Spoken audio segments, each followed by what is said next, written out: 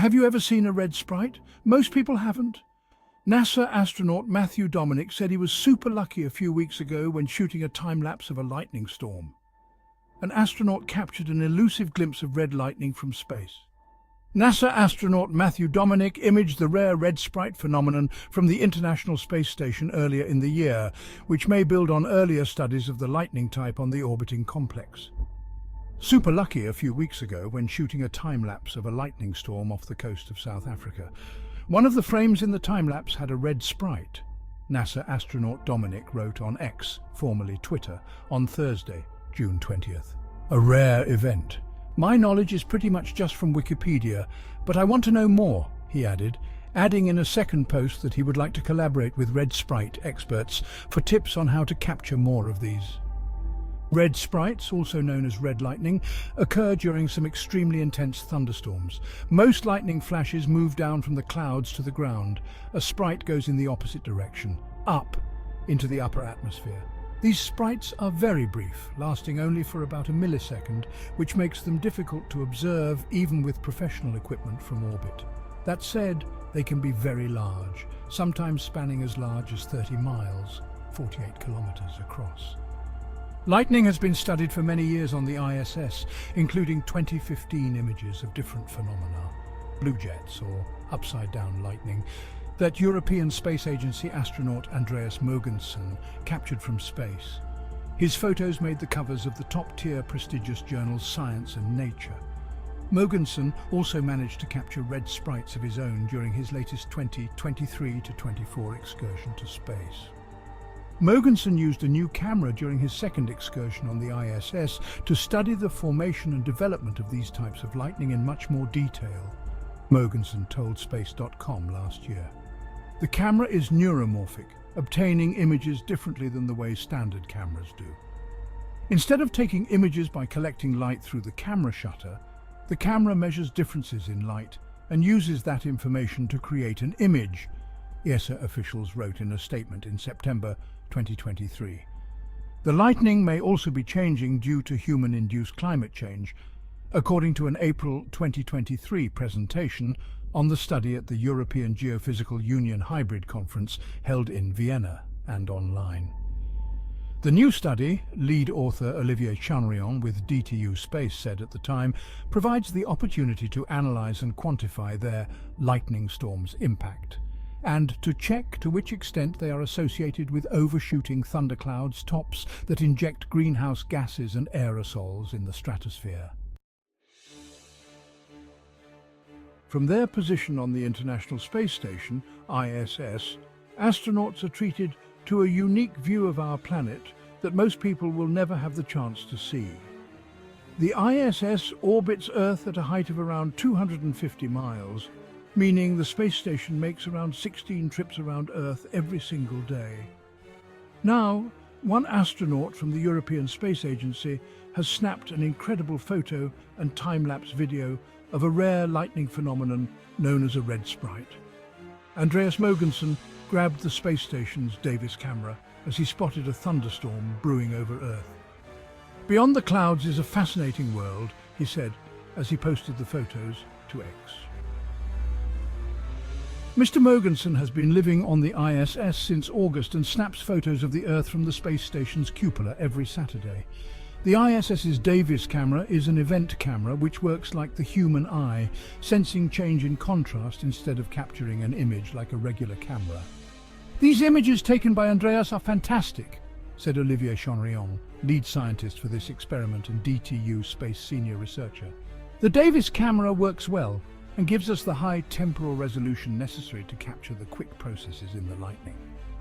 The new photo comes 8 years after Mr. Mogensen's first mission to the ISS, when he captured images of a different thunder event shooting up towards space, a blue jet. "This brings back memories of the blue jet I caught on camera on my first mission in 2015, he added. Red sprites are not very well understood. Scientists are still trying to learn more about them. They want to know how they form and what they are made of. They also want to know how they affect our atmosphere. What is a red sprite? Red sprites are electrical bursts of light that occur above highly active thunderstorms. They can be seen in the D region of the ionosphere, the area just above the dense lower atmosphere, about 37 to 56 miles above the Earth. They show up red at higher altitudes and fade to blue at lower heights. Atmospheric sprites have been known for nearly a century, but their origins were a mystery. They only last a few milliseconds and are relatively dim compared with other lightning. Who is Mr. Mogensen? Andreas Enevold Andy Mogensen, born the 2nd of November 1976, is a Danish engineer and ESA astronaut who is best known for being the first Dane to fly in space as part of the European Space Agency's IRIS program. Mogensen has also been involved in a number of other space-related projects throughout his career, including working as a test engineer for ESTEC and as a member of the European Astronaut Corps. In addition to his work with ESA, he has also worked with NASA and other international space agencies. Mogensen returned to space in August 2023 for his second spaceflight to the ISS onboard SpaceX Crew Dragon as the first non-American to serve as a pilot.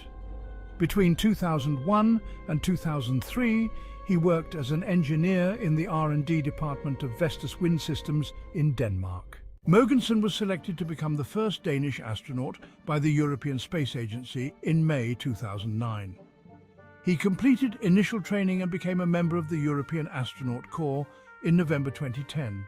In 2013, Mogensen served as cavanaut into the ESA Caves training in Sardinia alongside David Saint-Jacques, Soichi Noguchi, Nikolai Tikhonov, Andrew Fustel and Michael Finker.